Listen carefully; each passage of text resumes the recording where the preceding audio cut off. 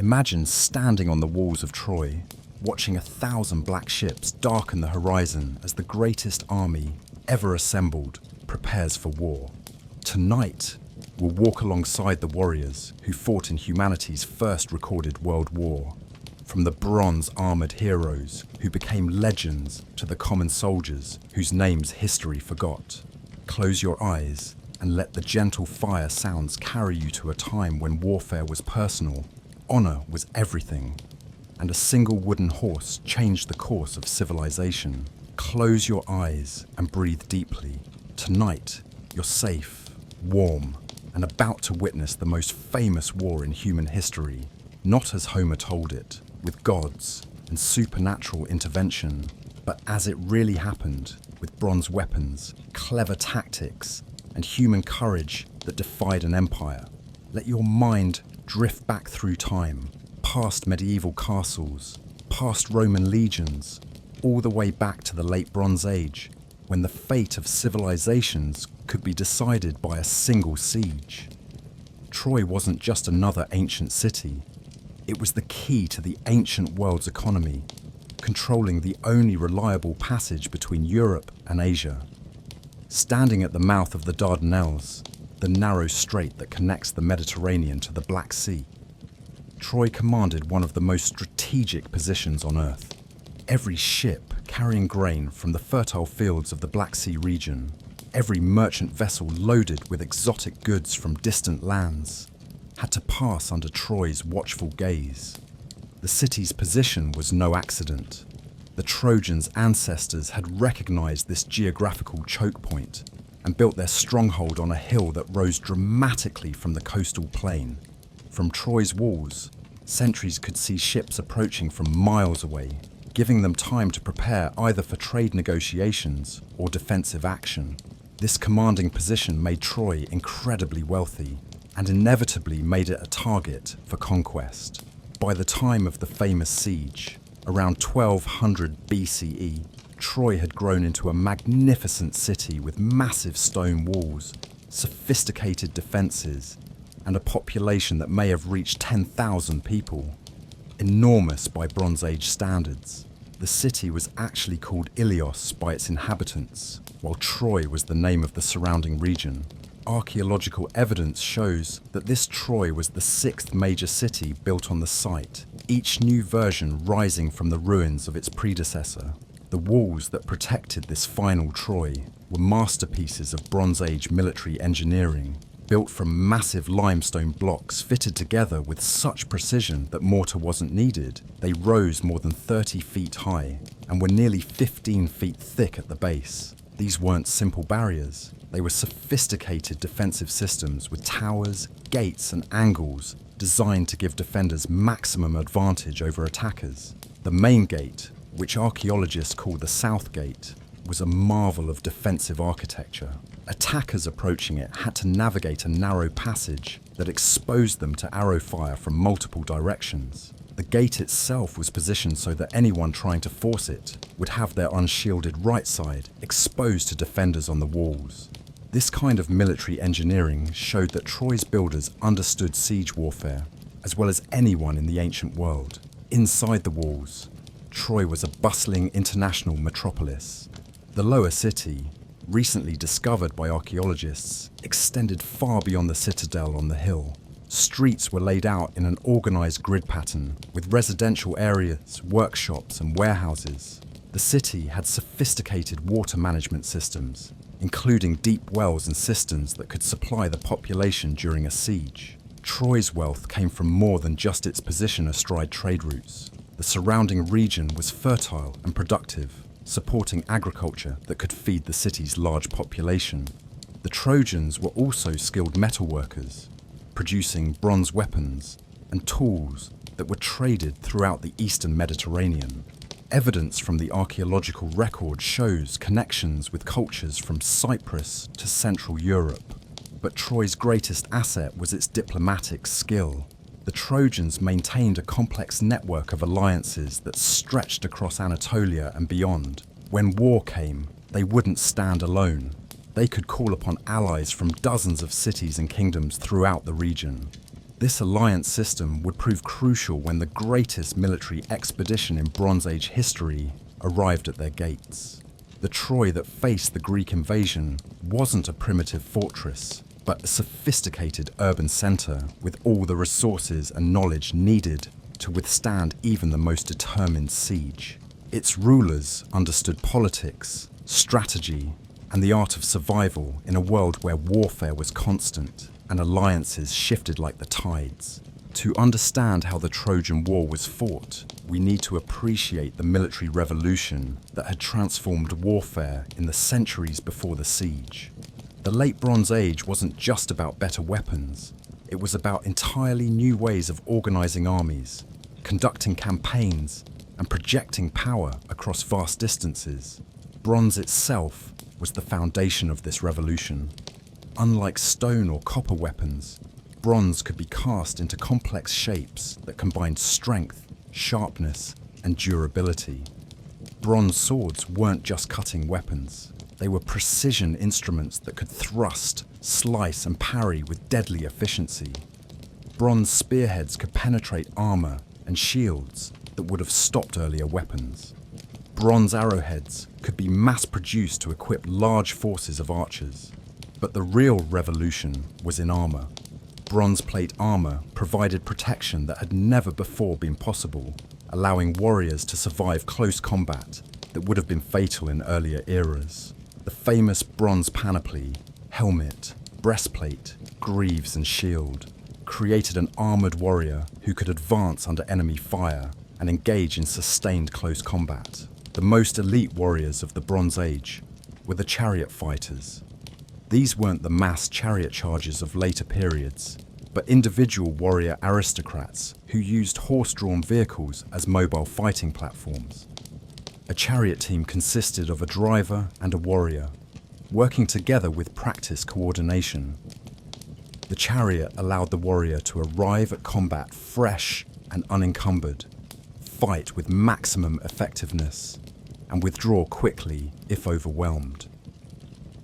Chariot warfare required enormous resources and training. The vehicles themselves were precision-engineered machines, built with lightweight construction and specialized components. The horses had to be specially bred and trained for warfare. The warriors needed years of practice to fight effectively from a moving platform. Only the wealthiest societies could field significant numbers of chariots, making them the fighter jets of the Bronze Age. Infantry tactics had also evolved dramatically. The basic formation was the phalanx, a dense formation of spearmen with overlapping shields and long thrusting spears. This formation could present an almost impenetrable wall of bronze points to enemy attackers, while providing mutual protection through shield overlap. Breaking a well-formed phalanx required either overwhelming numbers, superior armor, or clever tactical maneuvering.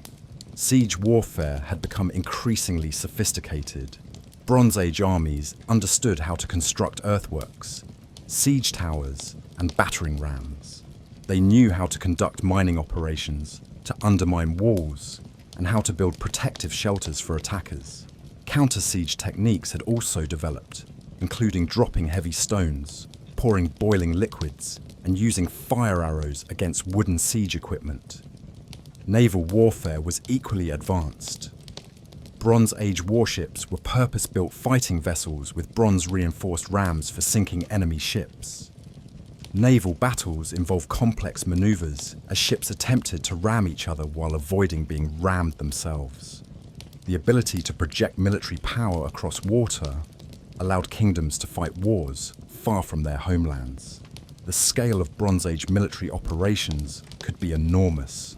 Egyptian records describe armies of tens of thousands of soldiers. The logistics required to supply, transport, and coordinate such forces required sophisticated administrative systems. Armies needed supply trains, medical support, engineering units, and communication systems. Military campaigns became massive undertakings that could involve entire kingdoms for years at a time. This was the military world that produced the Trojan War, not a simple clash between heroes, but a sophisticated conflict involving the most advanced military technologies and tactics of the Bronze Age. Understanding these capabilities helps explain how a siege could last for 10 years and why Troy's fall required such an extraordinary combination of military pressure and strategic deception. The heroes whose names echo through history, Achilles, Hector, Ajax, Odysseus, weren't just literary creations. They were representatives of a real warrior culture that combined military skill, personal honor, and aristocratic display in ways that defined Bronze Age combat. Understanding how these warriors actually fought reveals the human reality behind the epic poetry.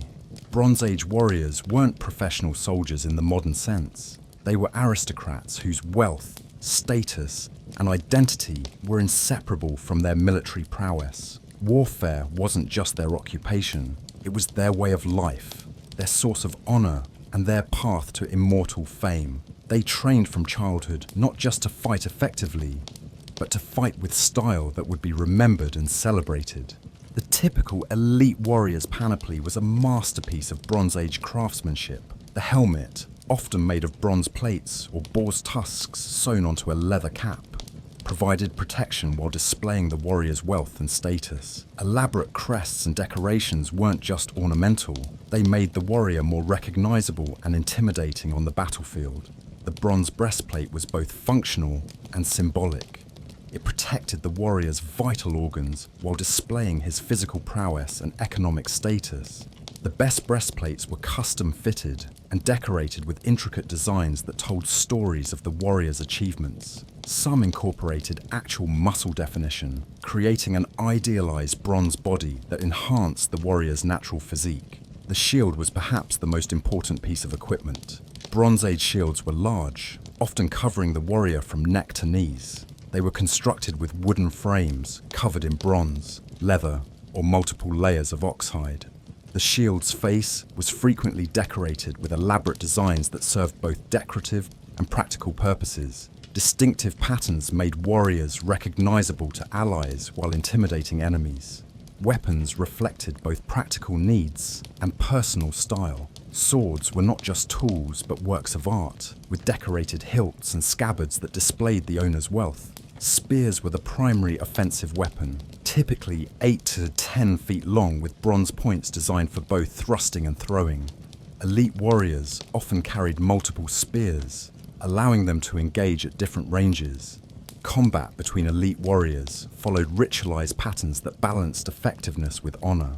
Battles often began with individual challenges, where champions from opposing armies would fight single combat while their comrades watched.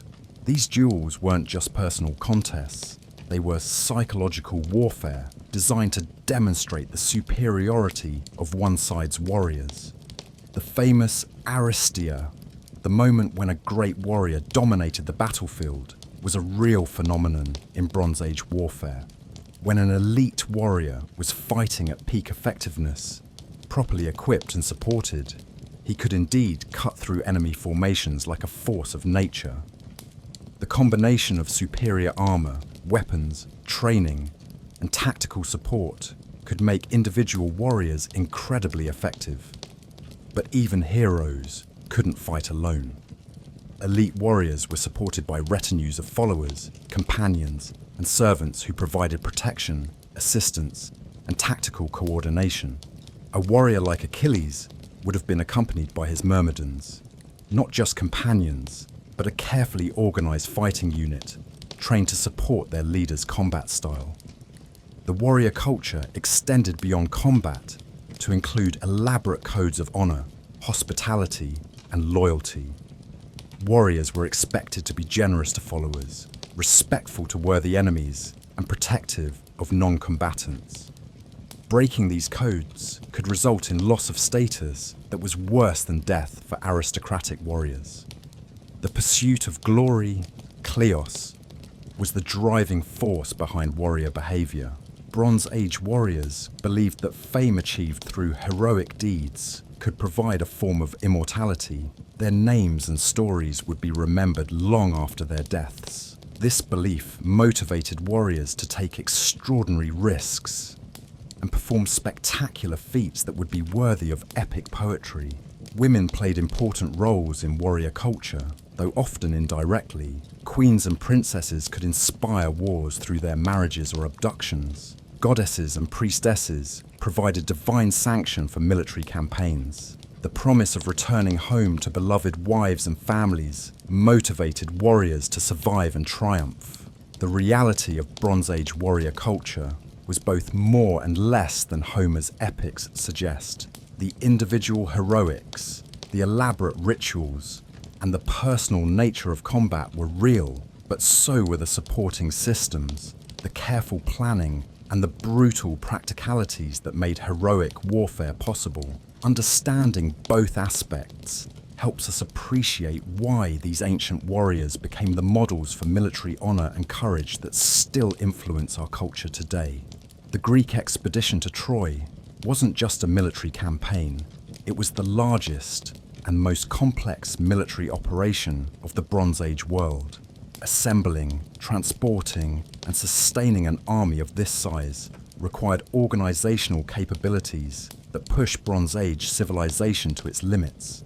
Understanding the logistics helps explain both the war's duration and its ultimate success. According to Homer's catalogue of ships, the Greek army consisted of contingents from more than 150 cities and regions throughout the Greek world. Modern historians estimate the total force at somewhere between 50,000 and 100,000 warriors, an enormous number for any ancient army, but particularly impressive for a Bronze Age expedition that had to be transported by sea and sustained far from home. The logistics of assembling this force was staggering. Each contingent had to be organized, equipped, and transported to the gathering point at Aulis, where the combined fleet would wait for favorable winds. This required coordination across dozens of independent kingdoms, each with its own political interests and military traditions. The diplomatic effort needed to hold such an alliance together must have been as complex as the military planning. The naval component was equally impressive. Homer describes 1,186 ships, which archaeological evidence suggests may not be greatly exaggerated.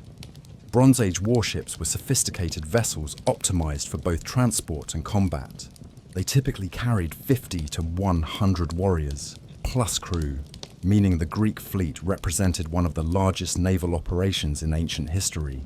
These ships weren't just transportation, they were floating bases that would serve as the Greeks' home for the duration of the campaign. Each ship carried not only warriors, but also supplies, equipment, weapons, and provisions for extended operations. The ships had to be designed and loaded with the understanding that they might need to support their crews for years rather than months.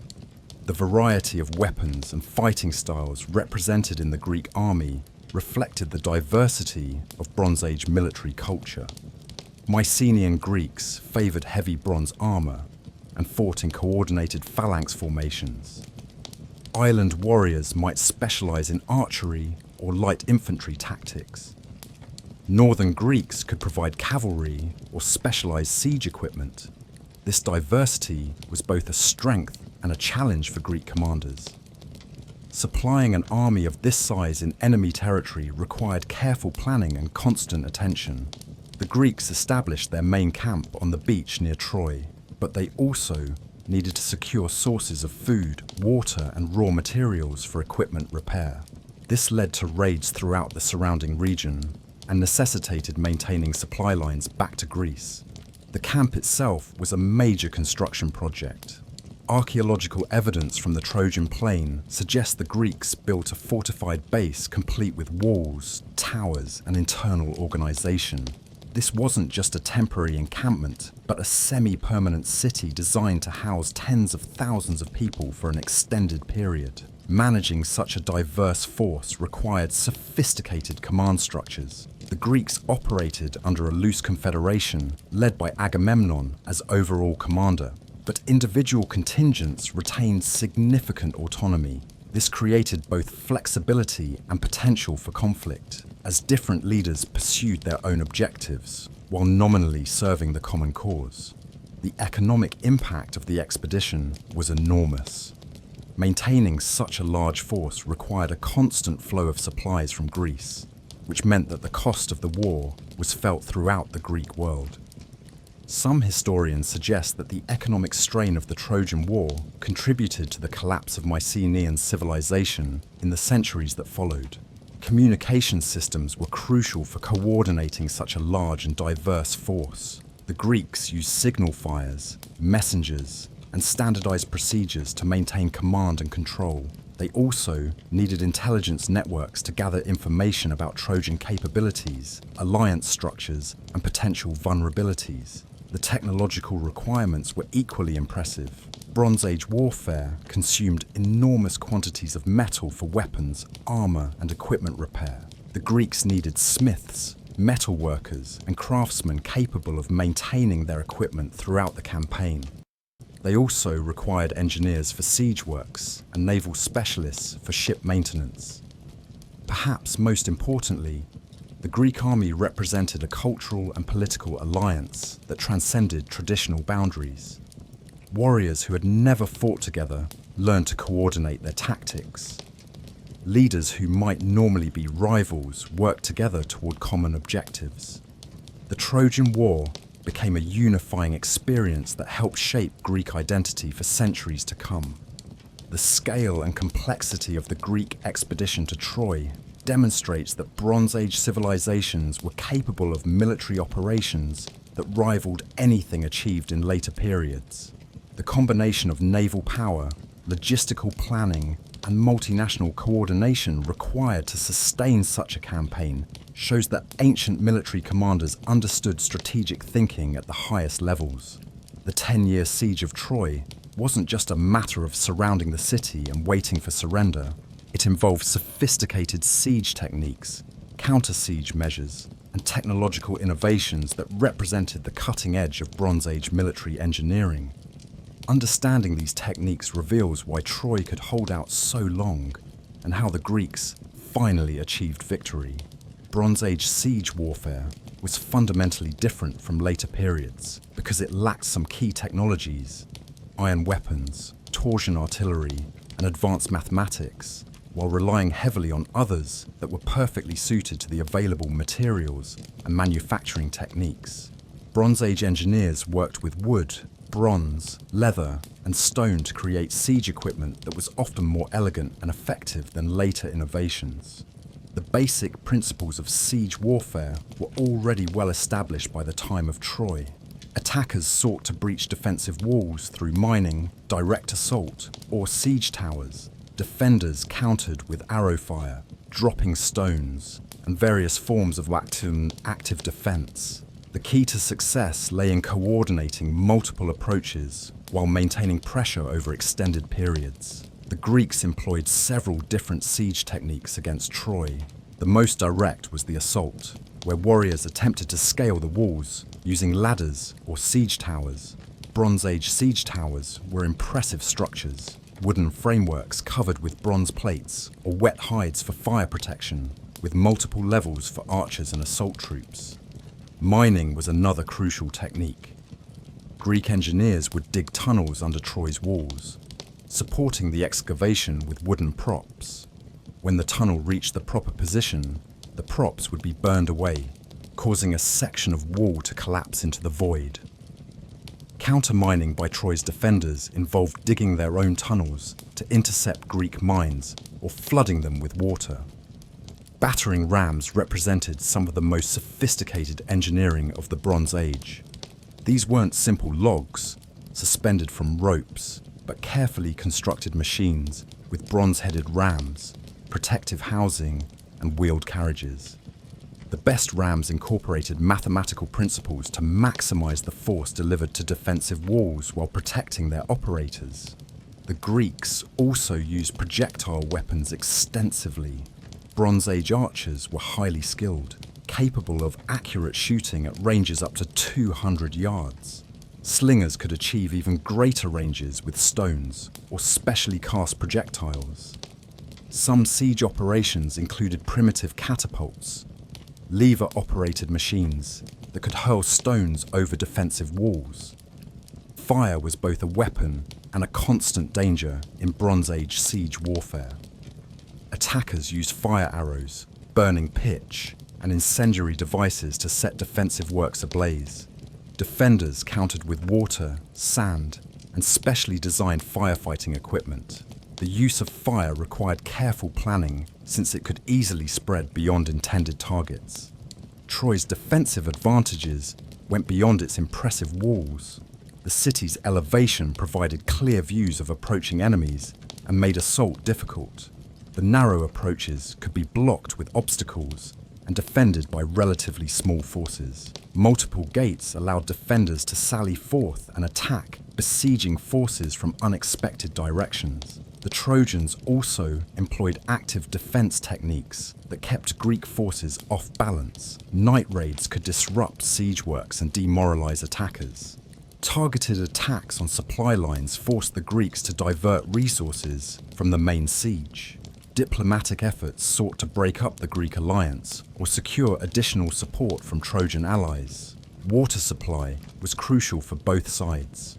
Troy's deep wells and cisterns allowed the city to withstand siege indefinitely as long as the walls held.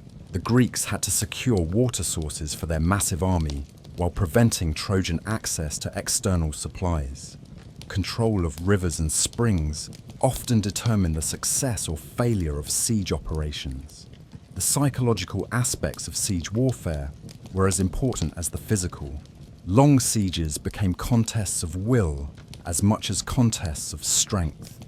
Maintaining morale among besieging forces required constant attention, while defenders had to resist the gradual erosion of hope that came with prolonged isolation.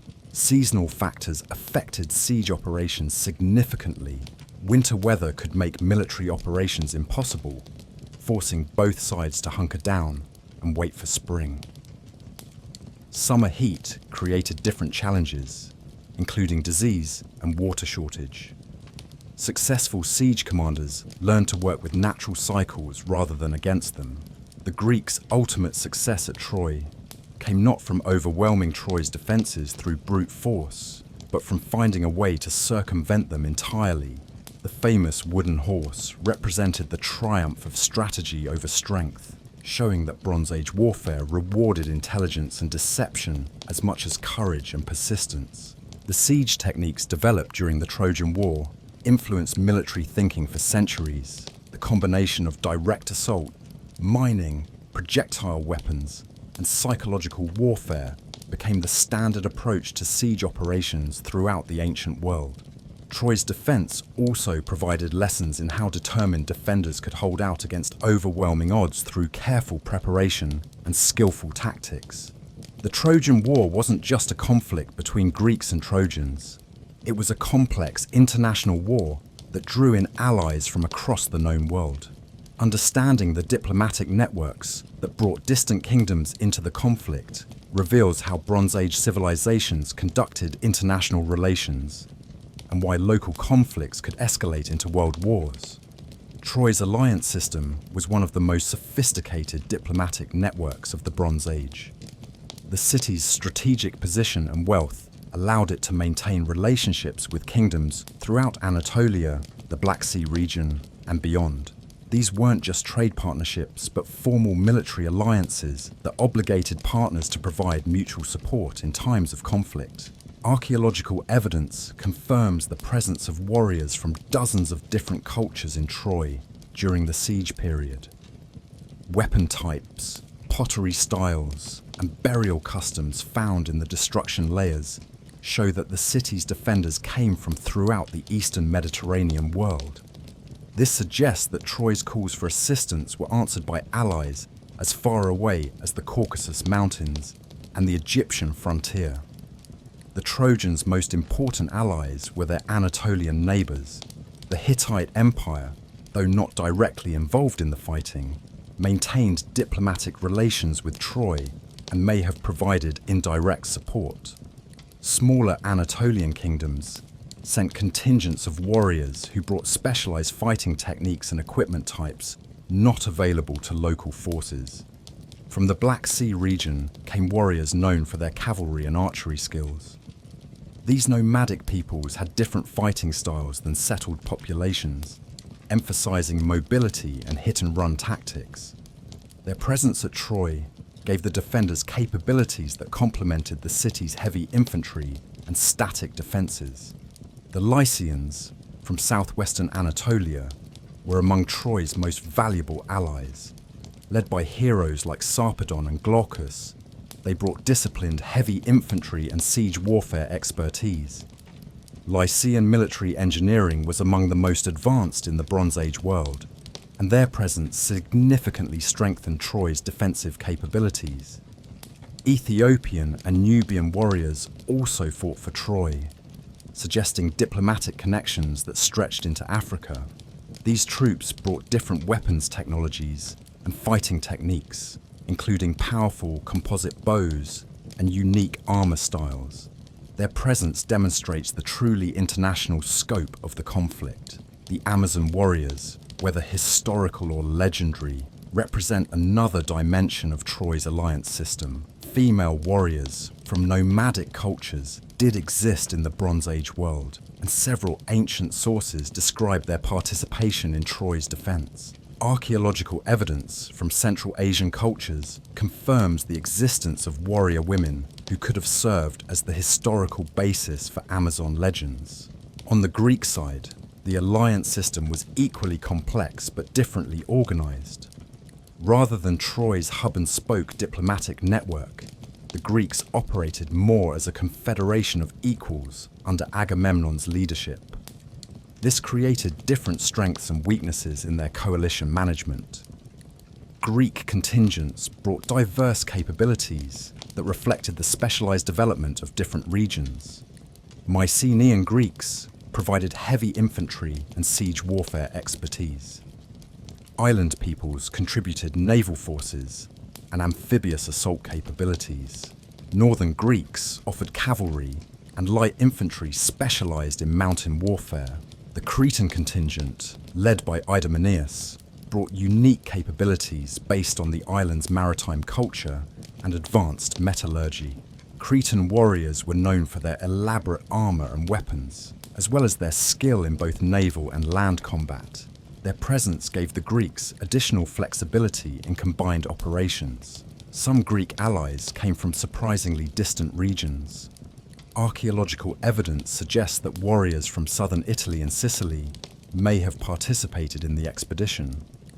This demonstrates that Greek diplomatic networks extended throughout the Mediterranean world, drawing on cultural connections that predated the formal political alliances. Managing these complex alliance systems required sophisticated diplomatic skills. Both sides had to balance the competing interests of allies with different objectives, fighting styles, and cultural backgrounds. Successful alliance management often determined the outcome of Bronze Age conflicts more than simple military strength. The economic dimensions of these alliances were equally important. Allies expected compensation for their military support, whether in the form of shared plunder, trading privileges, or territorial concessions. The costs of maintaining large alliance systems could strain even wealthy kingdoms like Troy or Mycenae. Communication between distant allies presented significant challenges in the Bronze Age world. Messages had to be carried by human messengers over land routes that could take weeks or months. This meant that diplomatic negotiations and military coordination required careful planning and often had to proceed based on outdated information. The cultural exchanges that resulted from these military alliances had lasting impacts on Bronze Age civilization. Warriors fighting alongside foreign allies learned new techniques, technologies, and customs that they carried back to their homelands. The Trojan War became a catalyst for cultural diffusion throughout the Eastern Mediterranean. Religious considerations also played important roles in alliance formation. Many Bronze Age alliances were sanctified by religious ceremonies and oaths sworn before the gods. Breaking such alliances carried not just political consequences, but religious penalties that could affect entire kingdoms. The collapse of alliance systems often determined the outcome of Bronze Age conflicts. Troy's ultimate defeat came partly from the gradual attrition of Allied support as the siege dragged on. Maintaining long-distance alliances for extended periods proved beyond the capabilities of most Bronze Age diplomatic systems. For 10 years, two massive armies faced each other across the plain of Troy, turning the region into the world's first prolonged international conflict zone. Understanding daily life during this extended siege reveals how Bronze Age societies adapted to total war and how ordinary people survived in extraordinary circumstances. The Greek camp on the beach near Troy evolved from a temporary military installation into a semi-permanent city housing tens of thousands of people. Archaeological evidence suggests this camp covered several square miles and included not just military facilities, but workshops, markets, residential areas, and even entertainment venues. This was urban planning on a massive scale, created under wartime conditions. Housing in the Greek camp reflected both military necessity and social hierarchy. Common soldiers lived in simple shelters constructed from ship timber, canvas, and local materials. Officers had more elaborate quarters that reflected their status and provided better protection from weather. The highest-ranking leaders maintained pavilions that served as both residences and command centers. Food supply was a constant challenge for both sides. The Greeks had to provision their enormous army through supply lines that stretched back to Greece, supplemented by raids on the surrounding countryside. The siege isolated Troy from its normal food sources, forcing the defenders to rely on stored supplies and whatever could be produced within the city walls. Both armies developed sophisticated systems for food preservation and distribution. The Greeks operated what amounted to military commissaries that managed supplies and ensured equitable distribution. Troy's defenders rationed food carefully and developed techniques for maximizing nutrition from limited supplies. Archaeological evidence shows both sides consumed a diet based on grain, preserved meat, and locally available fruits and vegetables. Water supply presented different challenges for each side. The Greeks established their camp near streams and springs, but they had to secure these water sources against Trojan interference. Troy's defenders relied on deep wells and cisterns within the city walls, but they had to carefully manage consumption to prevent shortages during the extended siege. Medical care became increasingly important as the siege dragged on. Both sides developed field hospitals and trained medical personnel to treat combat injuries and diseases. Bronze Age medicine was more sophisticated than often assumed, including surgical techniques, pharmaceutical treatments, an understanding of hygiene principles that could prevent epidemics. Disease was a constant threat in both camps. Large concentrations of people in confined spaces, combined with limited sanitation facilities, created ideal conditions for infectious diseases. Both sides had to develop public health measures including waste management, quarantine procedures, and preventive medicine practices. Trade and commerce continued even during active warfare.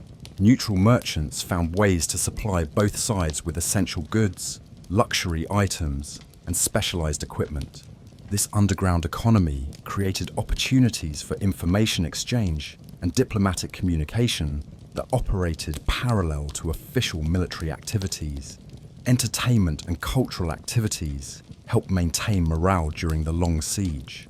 The Greeks organized athletic competitions, musical performances, and storytelling sessions that preserved cultural traditions while building unit cohesion. Archaeological evidence suggests they also imported professional entertainers from Greece to boost spirits during difficult periods. Religious observances became more important rather than less during the extended conflict. Both sides intensified their religious practices, seeking divine favor and protection. This included regular sacrifices, festivals, and ceremonies that maintained connections to traditional beliefs while adapting to wartime circumstances. Communication with home remained crucial for maintaining motivation among the troops. Both sides established courier systems that carried messages between the siege area and distant homelands. These communications included official reports, personal letters, and intelligence information that kept both armies connected to their supporting populations. Crafts and manufacturing continued in both camps as soldiers and civilians adapted existing skills to wartime needs. The Greeks established workshops for weapon repair, equipment maintenance, and production of specialized siege equipment. Troy's defenders focused on maintaining defensive equipment and producing supplies needed for extended resistance. Women played important roles in wartime society, though their specific functions varied between the two sides. In the Greek camp, women served as medical personnel, food preparers, and providers of various support services. In besieged Troy, women participated more directly in defense activities while maintaining essential civilian functions.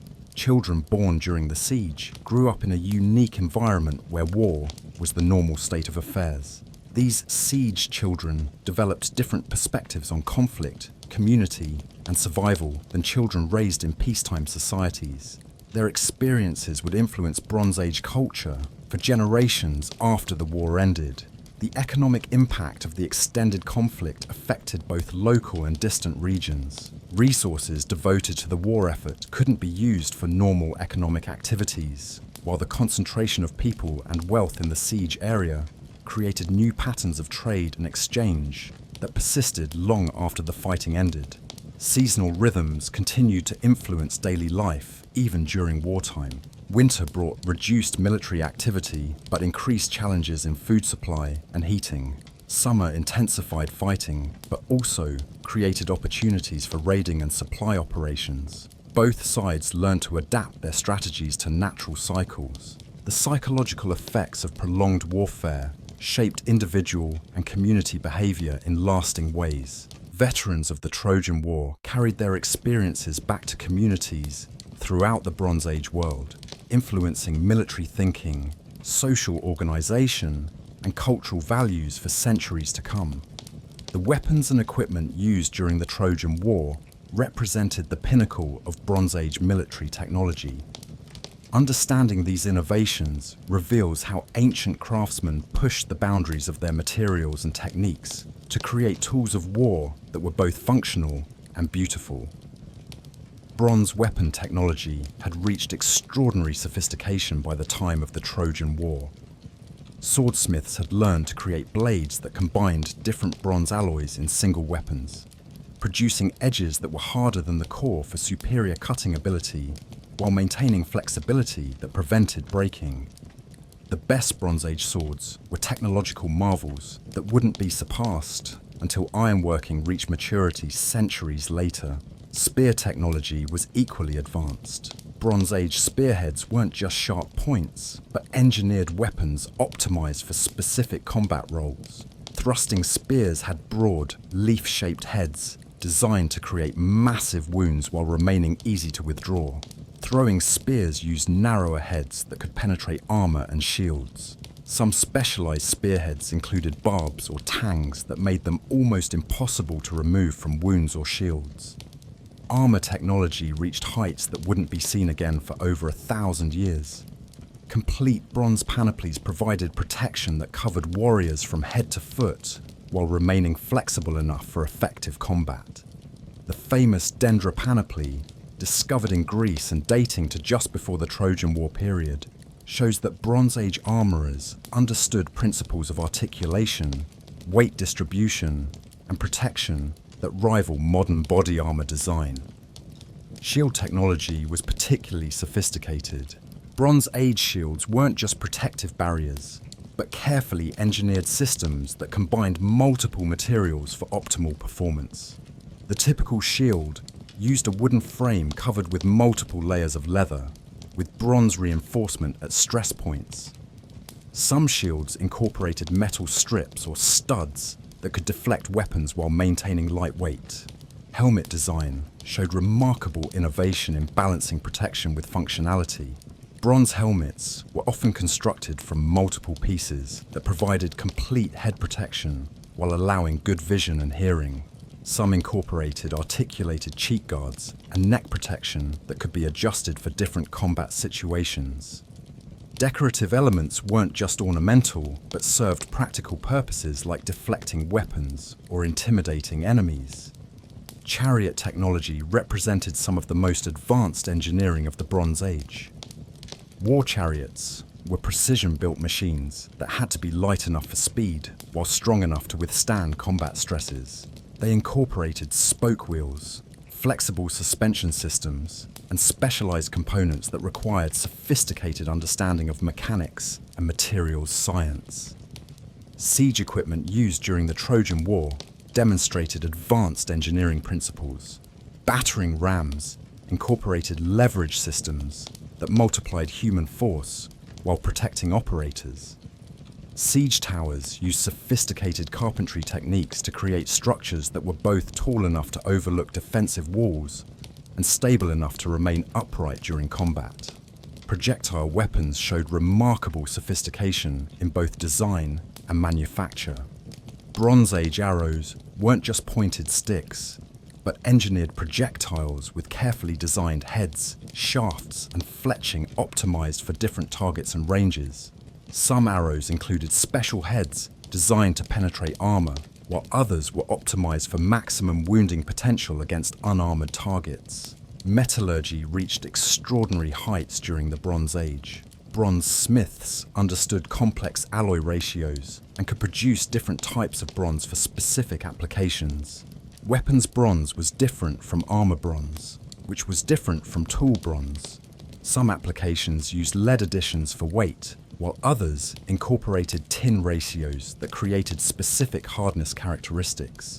Manufacturing techniques allowed for mass production of standardized equipment while maintaining quality control. Archaeological evidence shows that Bronze Age armies used standardized weapon patterns that allowed for interchangeable parts and simplified maintenance.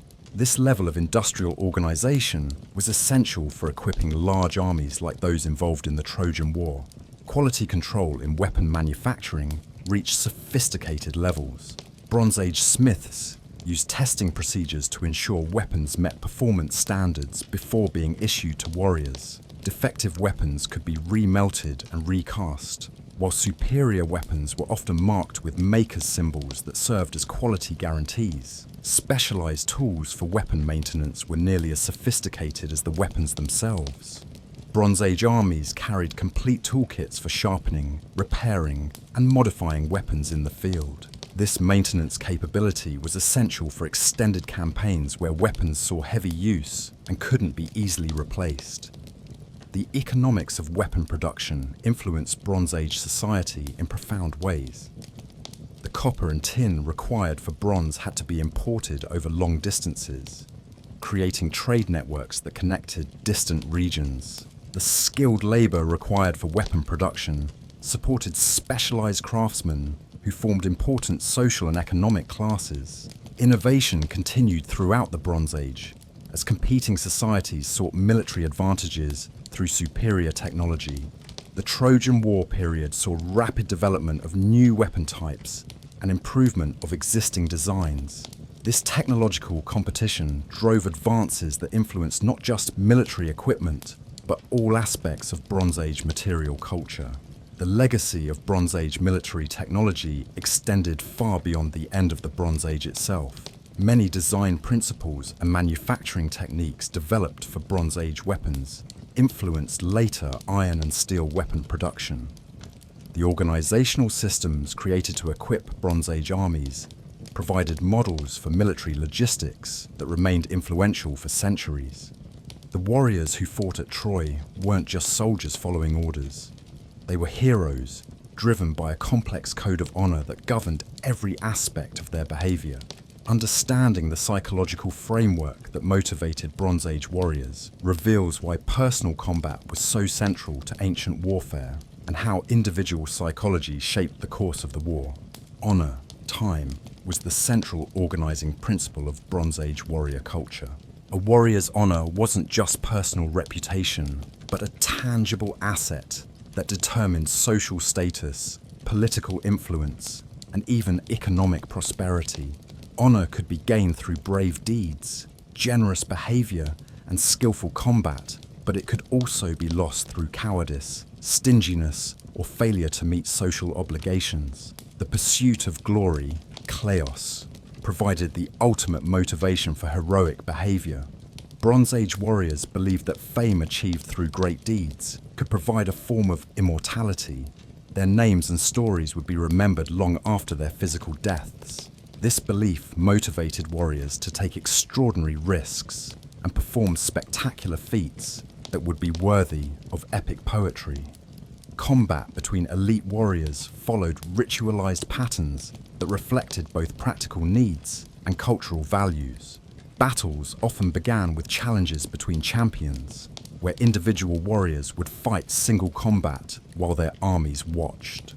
These duels weren't just personal contests, but psychological warfare designed to demonstrate one side's superiority and demoralize the opposition. The famous concept of aristia, the moment when a great warrior dominated the battlefield, reflected a real psychological phenomenon in Bronze Age warfare. When elite warriors were fighting at peak effectiveness, properly equipped and psychologically prepared, they could indeed achieve extraordinary feats that seemed almost supernatural to observers. Anger, Zmeinis, was considered a divine force that could possess warriors and drive them to superhuman achievements. The famous rage of Achilles described in Homer's Iliad wasn't just poetic metaphor, but a psychological state that Bronze Age warriors deliberately cultivated.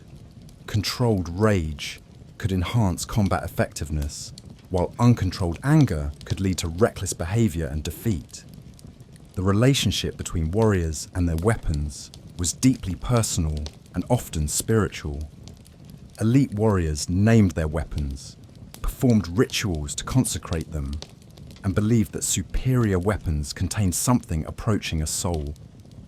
Losing one's weapons was considered a form of spiritual as well as military defeat.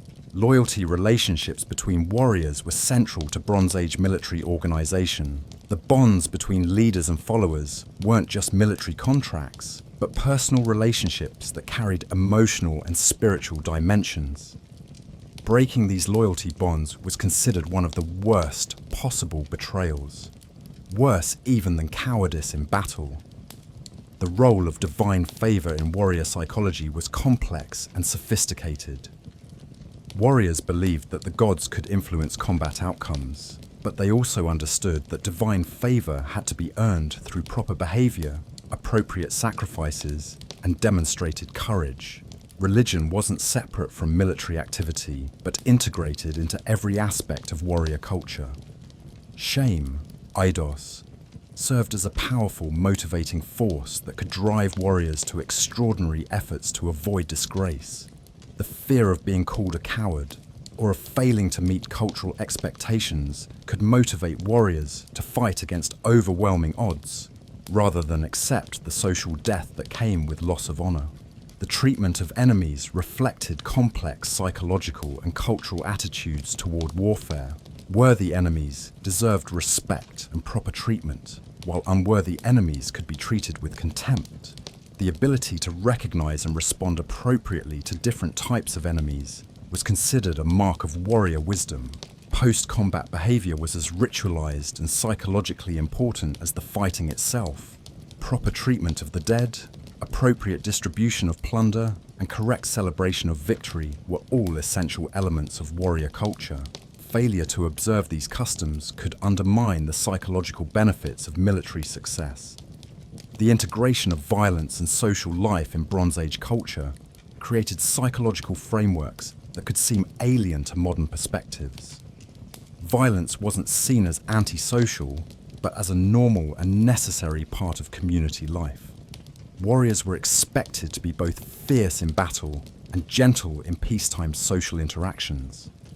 Women played crucial roles in warrior psychology, both as inspirations for heroic behavior and as judges of warrior achievement. The approval of women, wives, mothers, sisters, and lovers provided important motivation for warriors, and validation for their achievements. The threat of losing feminine approval could be as powerful a motivator as the promise of gaining masculine respect. The psychological preparation for combat involved both individual and group rituals. Warriors performed personal ceremonies to prepare mentally for battle while participating in group activities that built unit cohesion and shared resolve. These preparations weren't just practical, but spiritual, designed to align the warrior's consciousness with divine will and cosmic order. Fear was acknowledged as a natural part of warfare, but Bronze Age warrior culture provided psychological tools for managing and overcoming fear. Courage wasn't the absence of fear, but the ability to act appropriately despite fear. Warriors who could function effectively while afraid were more respected than those who claimed to feel no fear at all. The long duration of the Trojan War created unique psychological challenges that tested warrior culture in unprecedented ways. Maintaining motivation and morale during an extended siege required psychological resources that went beyond those needed for short campaigns. Both sides had to develop new ways of sustaining warrior psychology over extended periods. The Greek expedition to Troy was fundamentally a naval operation, representing one of the largest and most sophisticated maritime military campaigns in ancient history. Understanding Bronze Age naval warfare reveals how ancient civilizations projected power across water and conducted complex amphibious operations. Bronze Age warships were sophisticated vessels designed specifically for military operations. Unlike merchant ships optimized for cargo capacity, warships prioritized speed, maneuverability, and fighting capability. The typical warship was long and narrow, powered by both sails and oars, with specialized features that made them effective fighting platforms. The most distinctive feature of Bronze Age warships was the bronze-reinforced ram mounted at the bow. These rams weren't just pointed projections, but carefully engineered weapons designed to punch holes below the waterline of enemy ships. The ram attack required precise timing and positioning, making naval combat a test of seamanship as much as courage. Ship construction techniques reached remarkable sophistication during the Bronze Age. Warships used edge-joined planking with internal frames that provided both strength and flexibility. The hulls were often reinforced with bronze fittings and specialized joints that could withstand the stresses of ramming attacks and rough seas. Crews for Bronze Age warships were typically 50 to 100 men, including both fighting personnel and sailors. The division of labor was crucial for effective operations. Some crew members specialized in sailing and ship handling, while others focused on combat. The most elite warriors served as marines, who would board enemy vessels or lead amphibious assaults. Naval tactics evolved to take advantage of wind and current patterns while maximizing the effectiveness of ram attacks. Successful naval commanders understood how to position their fleets to gain tactical advantages and how to coordinate attacks involving multiple ships. The most effective tactic was the Deekplaus, a line-ahead attack that allowed ships to ram enemies while minimizing exposure to counterattacks. The logistics of naval operations were enormously complex. Ships had to carry not only fighting crews, but also supplies for extended operations. Water storage was particularly challenging since ships had limited capacity, but crews required substantial daily water rations. Food preservation techniques had to account for salt air and limited storage space. Navigation techniques allowed Bronze Age ships to operate far from familiar coasts. Navigators used celestial observations, coastal landmarks, and knowledge of wind and current patterns to find their way across open water. The most skilled navigators could conduct night sailing and navigate in poor weather conditions. Beach warfare was a specialized aspect of naval operations that required coordination between ships and shore-based forces. Amphibious assaults had to account for tides, beach conditions, and defensive preparations. Success required precise timing and coordination between naval and land forces. Ship-to-ship combat involved both ramming attacks and boarding actions. Ramming required high speed and precise positioning, but offered the possibility of sinking enemy vessels with a single attack. Boarding actions were more like land combat, but conducted on unstable platforms with limited maneuvering room. Defensive naval tactics included formation sailing, mutual support between ships, and coordination with shore-based defenses. Ships could protect each other against ramming attacks by maintaining proper spacing and positioning. Shore-based forces could provide archery support and secure beaching areas for friendly vessels. Naval intelligence was crucial for successful operations. Commanders needed information about enemy ship positions, weather conditions, and coastal defenses. Fast scout vessels could gather intelligence, while communication systems using signals and messengers coordinated fleet movements. The economic impact of naval warfare was enormous.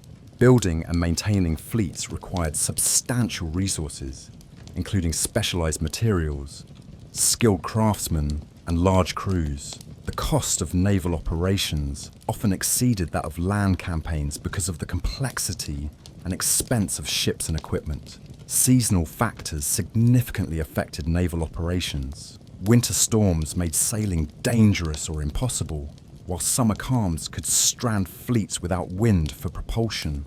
Successful naval commanders learned to work with seasonal patterns rather than against them. Harbour and port facilities were essential for supporting naval operations. Fleets needed secure bases for maintenance, resupply, and protection during storms.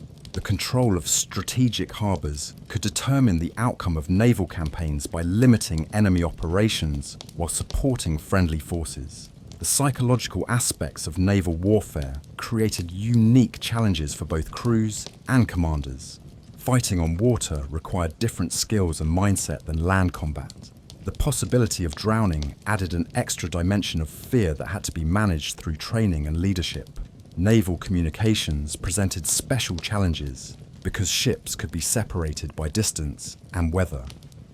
Successful fleet operations required communication systems that could function despite these limitations. Flag signals, fire beacons, and courier ships all played roles in naval command and control. The legacy of Bronze Age naval warfare influenced maritime military thinking for centuries. The tactics, technologies, and organizational principles developed during this period provided foundations for later naval developments.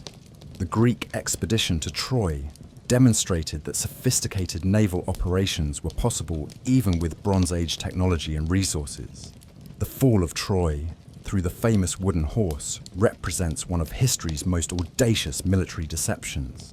But understanding how it actually worked requires looking beyond mythology to examine the practical realities of Bronze Age siege warfare and psychological operations. The wooden horse wasn't a spontaneous inspiration, but the culmination of years of failed siege attempts that taught the Greeks important lessons about Troy's defensive capabilities and psychological vulnerabilities. By the 10th year of the siege, both sides understood each other's strengths and weaknesses with intimate detail. The horse strategy represented a sophisticated analysis of how to exploit Trojan characteristics that had previously been strengths. Construction of the horse required considerable engineering expertise and resources. Bronze Age craftsmen had to create a structure large enough to conceal a significant force while appearing to be a religious offering. The horse had to be sturdy enough to survive transport, while incorporating hidden compartments and access points that wouldn't be obvious to observers. The size and appearance of the horse were carefully calculated for psychological effect. It had to be impressive enough to seem worthy of divine attention, while not being so large as to be obviously impractical. Archaeological evidence suggests the horse was probably 30 to 40 feet long and proportionally tall, large enough to be visually impressive but small enough to be moved by available technology.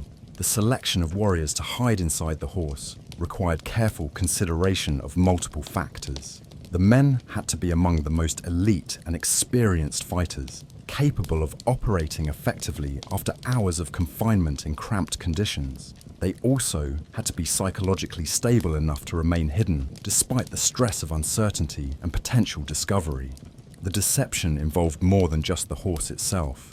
The Greeks had to stage a convincing withdrawal that would make the Trojans believe the siege was ended.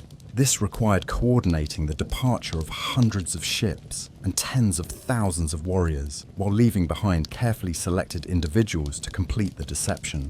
Sinon, the Greek warrior who stayed behind to convince the Trojans to accept the horse, played one of the most crucial roles in the entire operation.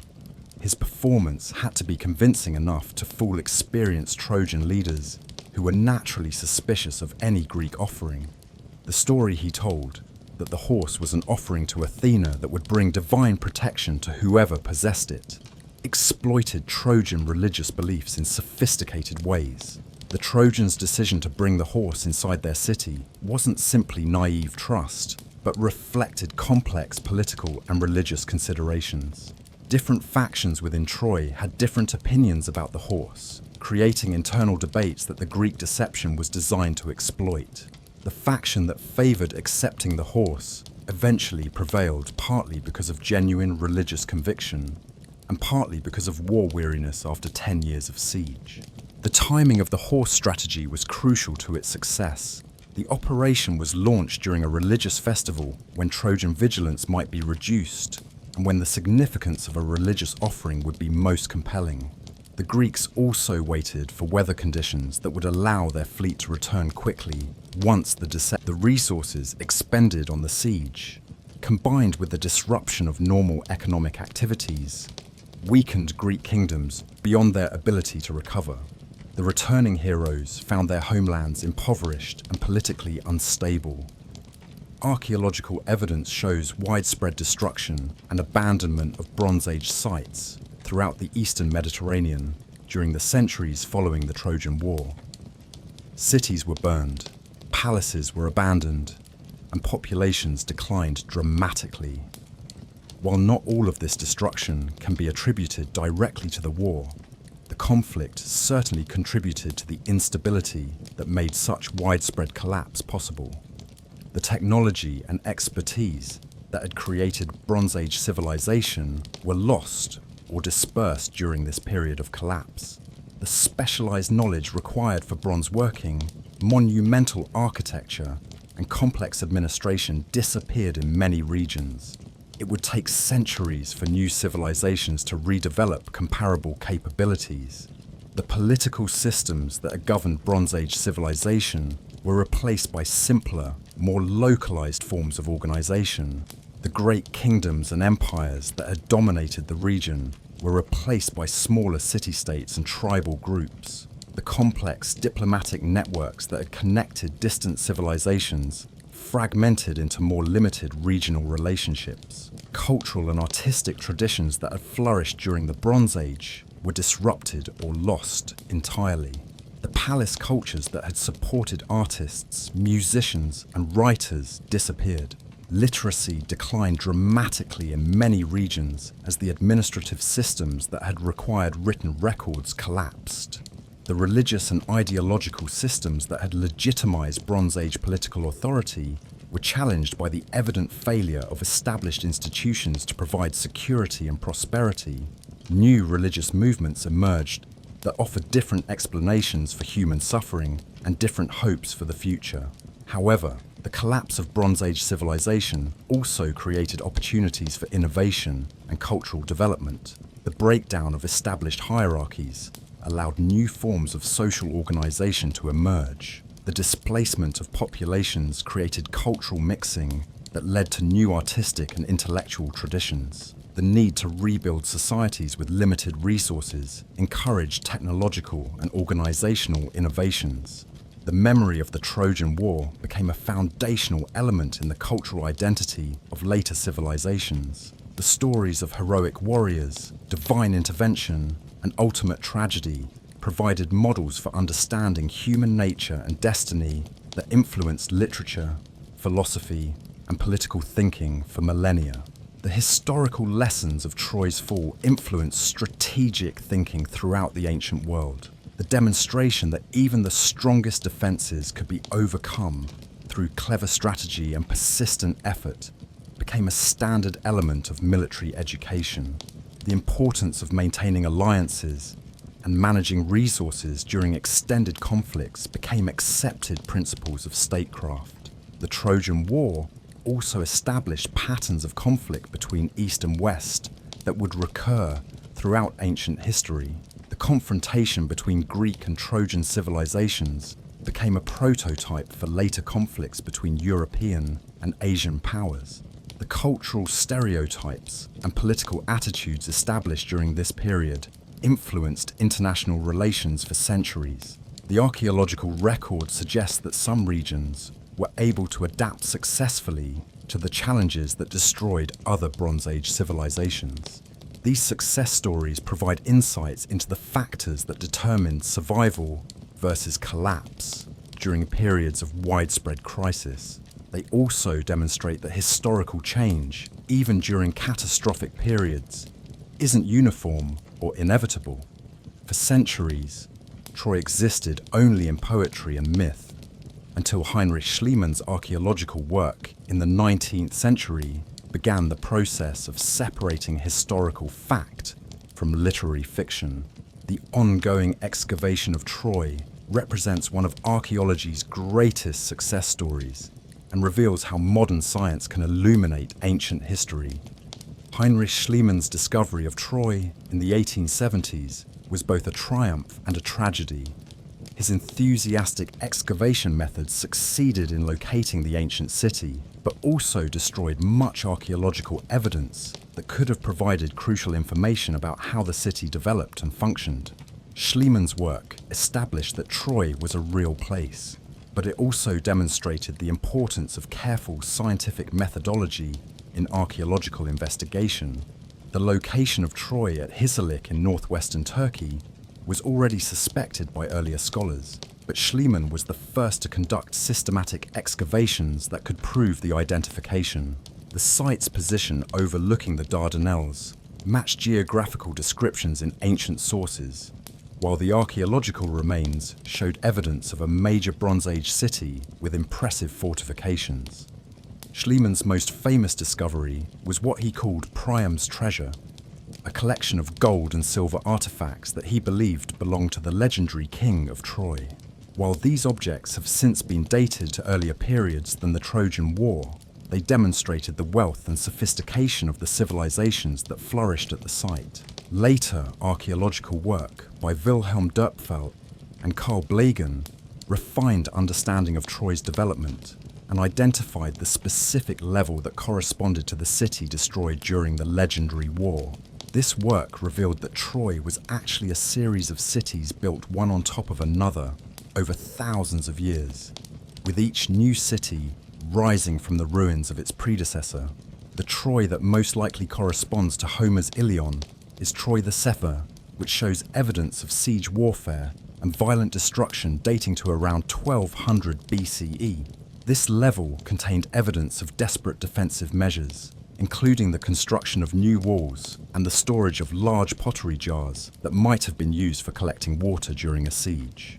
Modern archaeological techniques have revolutionized understanding of Troy's size, organization, and importance. Ground-penetrating radar, magnetometry, and other non-invasive survey methods have revealed that the city was much larger than previously realized, with a lower town extending well beyond the citadel that earlier archaeologists had identified as the complete city. The discovery of the lower town transformed understanding of Troy's significance in the Bronze Age world. Rather than a modest fortress, Troy was revealed to be a major urban center, comparable to other important Bronze Age cities. The lower town contained residential areas, workshops, and commercial districts that housed a substantial population. Recent excavations have also revealed evidence of Troy's international connections through pottery, metalwork, and other artifacts that show connections with cultures throughout the Eastern Mediterranean and beyond. These findings confirm that Troy was indeed a major center of Bronze Age trade and diplomacy. Archaeological evidence has also provided insights into the siege warfare capabilities of Bronze Age armies. Excavations have revealed remains of defensive works, siege equipment, and destruction layers that correspond to historical accounts of prolonged siege operations. This evidence helps validate the basic historical framework of the Trojan War, while providing details about how ancient siege warfare actually functioned. The preservation of organic materials at Troy has been exceptional, allowing archaeologists to recover evidence of daily life during the Bronze Age. Preserved plant remains, animal bones, and other organic materials provide information about diet, agriculture, and economic activities that illuminate how ancient urban civilizations functioned. Studies of human remains from Troy have provided insights into the health, nutrition, and demographics of Bronze Age populations. Evidence of injuries and medical treatments reveals information about ancient medical practices and the effects of warfare on urban populations. The ongoing excavation of Troy continues to yield new discoveries that refine understanding of Bronze Age civilization and the historical basis of the Trojan War. Recent finds include evidence of ritual activities, craft production, and architectural innovations that demonstrate the sophistication of Trojan society. International cooperation in Troy's excavation has become a model for archaeological projects worldwide. The current excavation involves specialists from multiple countries working together to apply the most advanced archaeological techniques to understanding this crucial site. The conservation and presentation of Troy as a UNESCO World Heritage Site has created new challenges and opportunities for archaeological research. Balancing the needs of scientific investigation with heritage preservation and public access requires careful planning and international cooperation. Digital archaeology and computer modeling have created new possibilities for understanding Troy's development and significance. Three-dimensional reconstructions allow researchers to visualize how the city might have appeared during different periods, while database management systems help organize and analyze the enormous quantities of data generated by modern excavations. The integration of archaeological evidence with historical and literary sources continues to refine understanding of the relationship between Homer's epic poetry and historical reality.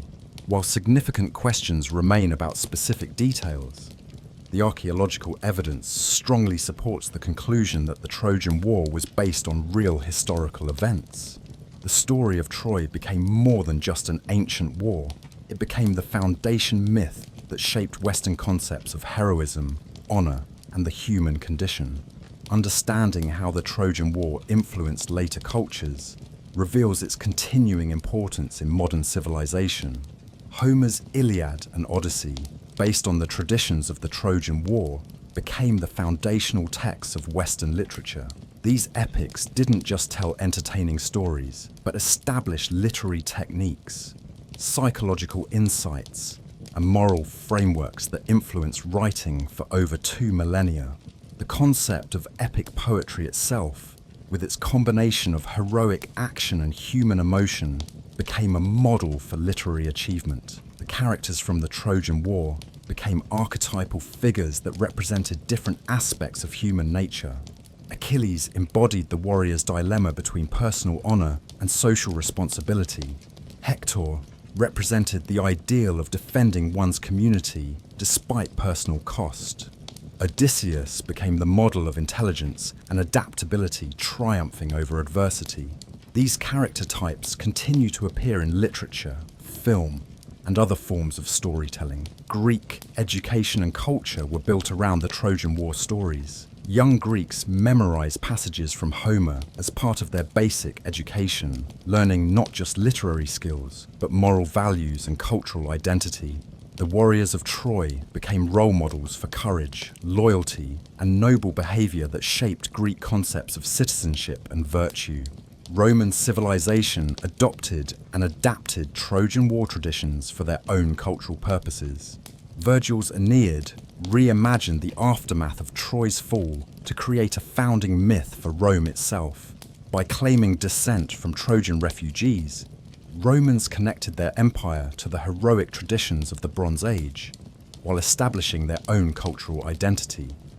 The influence of Trojan War traditions extended throughout European literature and culture.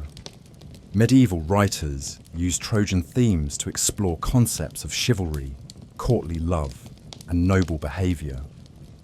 Renaissance artists found in Troy stories that combined classical learning with dramatic human emotions.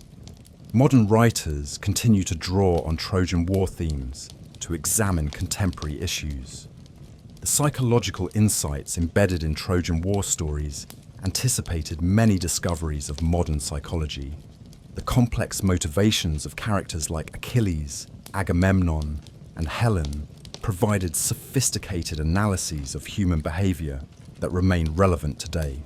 The exploration of themes like anger, pride, loyalty, and love established literary psychology as a legitimate way of understanding human nature. Military traditions throughout Western civilization have drawn inspiration from Trojan War examples. The concepts of honorable combat, loyalty to comrades, and sacrifice for larger causes became fundamental elements of military culture.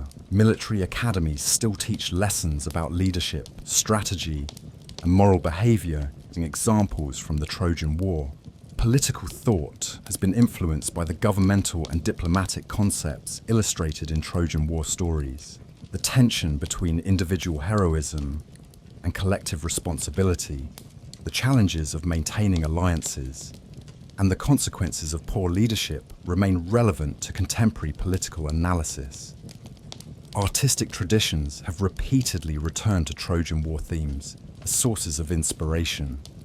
From ancient Greek pottery to Renaissance paintings to modern films, artists have found in Troy stories that combine visual drama with emotional depth. The war's themes of love, betrayal, heroism, and tragedy provide rich material for artistic expression. Philosophical traditions have used Trojan War examples to explore fundamental questions about human nature, moral responsibility, and the meaning of life. The war's combination of individual choice and cosmic fate provides a framework for examining how people should live in an uncertain world. Modern archaeological and historical study of Troy has created new ways of understanding the relationship between myth and reality. The discovery that Troy was a real place has validated the historical core of epic traditions, while raising new questions about how oral traditions preserve and transform historical memory. The continuing popularity of Troy stories in contemporary media demonstrates their enduring relevance to modern audiences. Recent films, novels, and television programs based on Trojan War themes show that these ancient stories continue to resonate with contemporary concerns about war, leadership, and human relationships. Educational systems continue to use Troy stories as vehicles for teaching literary analysis, historical thinking, and moral reasoning. The complexity of Trojan War narratives provides excellent examples for examining how literature works and how historical traditions develop over time. The global influence of Western civilization has spread Trojan War traditions to cultures throughout the world. While these stories originated in a specific time and place, their themes of heroism, sacrifice, and human struggle have proven relevant to diverse cultural contexts. The archaeological preservation of Troy as a World Heritage Site ensures that future generations will be able to connect with the physical reality that inspired these influential stories. The combination of archaeological evidence and literary tradition provides a unique opportunity to understand how historical events become cultural memories that shape civilizations for millennia. Contemporary conflicts and challenges continue to find parallels in Trojan War stories. The war's lessons about the costs of pride, the importance of alliances, and the human consequences of political decisions remain relevant to understanding modern international relations and military conflicts. As our journey through the real story of Troy draws to a close, we must consider what this ancient conflict teaches us about human nature, warfare, and civilization. The lessons of Troy remain relevant because the fundamental challenges faced by Bronze Age warriors and leaders continue to shape our modern world. The Trojan War demonstrates that technology alone doesn't determine the outcome of conflicts. While the Greeks had advantages in numbers and resources, Troy's survival for 10 years shows that defensive preparation, strategic thinking, and psychological resilience can offset technological superiority. This lesson remains relevant in an age when military technologies continue to evolve rapidly. The importance of alliances and coalition warfare, illustrated in the Trojan conflict, continues to influence modern military and political strategy. Both sides succeeded or failed, largely based on their ability to maintain complex alliance systems over extended periods. The challenges of coordinating diverse forces with different capabilities and objectives remain central to contemporary international relations. The human costs of prolonged conflict, vividly illustrated in both Homer's poetry and archaeological evidence, provide sobering reminders about the consequences of warfare. The decade-long siege affected not just the immediate combatants, but entire civilizations throughout the Eastern Mediterranean. Modern conflicts similarly create effects that extend far beyond the immediate participants. The role of individual leadership in shaping historical events is powerfully demonstrated in Troy stories. Characters like Agamemnon, Hector, and Achilles show how personal decisions by key leaders can determine the fate of entire civilizations. This lesson about the importance of leadership quality remains relevant in contemporary politics and military affairs. The relationship between myth and history, illustrated by Troy's archaeological discovery, shows how cultural memories preserve and transform historical events. Understanding this process helps us interpret other historical traditions and appreciate how societies create meaning from their past experiences. The economic and social disruption caused by the Trojan War contributed to the collapse of Bronze Age civilization throughout the Eastern Mediterranean. This demonstrates how military conflicts can trigger broader systemic changes that affect entire regions for centuries. Modern examples of similar cascade effects can be seen in contemporary conflicts and their aftermath. The psychological insights embedded in Trojan War traditions anticipate many modern understandings of trauma, leadership, and human motivation. The complex character development in Homer's epics provides sophisticated analyses of how people respond to extreme stress and moral dilemmas that remain relevant to contemporary psychology and leadership studies. The technological innovations driven by Bronze Age warfare influence developments far beyond the military sphere. The organizational systems, metallurgical techniques, and engineering solutions developed for warfare found applications in civilian activities that shaped ancient civilizations. Modern military research continues to drive innovations that benefit civilian society. The cultural legacy of Troy shows how shared stories and traditions can provide social cohesion and moral guidance across generations. The values embedded in Trojan War narratives, courage, loyalty, honor, and sacrifice, continue to influence how societies define heroism and citizenship. The archaeological study of Troy demonstrates the value of scientific approaches to understanding the past. The combination of careful excavation, scientific analysis, and international cooperation has revealed information about Bronze Age civilization that would have been impossible to obtain through literary sources alone. The environmental factors that contributed to Bronze Age collapse, including climate change and resource depletion, provide warnings about contemporary challenges. The vulnerability of complex civilizations to environmental stress remains a crucial concern for modern societies facing similar challenges. The diplomatic sophistication demonstrated by Bronze Age alliances shows that ancient civilizations were capable of complex international relations that rival modern diplomatic systems. Understanding these ancient precedents provides perspective on contemporary diplomatic challenges and opportunities. The persistence of Troy stories across thousands of years demonstrates the power of narrative to preserve and transmit cultural values. The techniques used by ancient storytellers to make historical events emotionally resonant continue to influence how modern societies communicate important ideas. The integration of warfare with religious and cultural practices, shown in Troy traditions, illustrates how military conflicts often involve competing worldviews and value systems. Understanding this dimension of conflict remains important for analysing contemporary conflicts that involve cultural and religious differences. As you drift off to sleep tonight, consider that you are connected to an unbroken chain of human experience that stretches back to the Bronze Age warriors who fought on the plains of Troy. Their struggles with leadership, loyalty, courage, and loss are your struggles. Their questions about honour, duty, and the meaning of life are your questions. The fire burns low beside you, the night is peaceful around you, but somewhere in the darkness, the lessons of Troy continue to echo through time. The warriors who fought there discovered truths about human nature that remain valid today.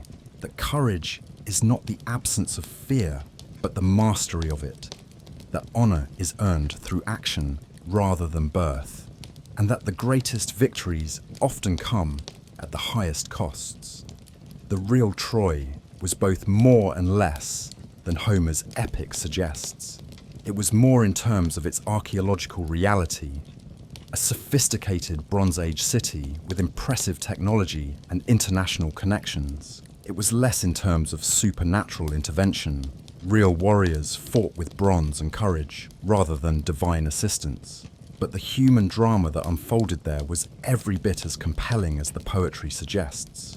Real warriors did face impossible choices between personal desires and social obligations. Real leaders did struggle with the burdens of command, while their decisions affected thousands of lives. Real people did sacrifice everything for principles they believed worth dying for. Sweet dreams, modern heir to ancient wisdom. The warriors of Troy sleep beneath the Turkish soil, but their spirits live on in everyone who faces difficult choices with courage, who stands by friends in times of danger, and who believes that some things are worth fighting for regardless of the cost. Tomorrow brings new challenges that may require the same courage that Hector showed defending his city, the same intelligence that Odysseus used to solve impossible problems, and the same loyalty that bound Bronze Age warriors to their comrades. The weapons and technology have changed, but the fundamental human challenges remain the same. Rest well, knowing that you carry within you the same capacity for heroism that inspired the warriors of Troy. Their story is your story. Their struggles are your struggles. And their ultimate triumph, the achievement of immortal fame through noble action, remains available to everyone willing to pay the price in courage and commitment. The walls of Troy have fallen, but the principles they defended endure. Honor, loyalty, courage, and sacrifice remain the foundations of human civilization, as relevant today as they were 3,000 years ago on the windy plains of ancient Troy.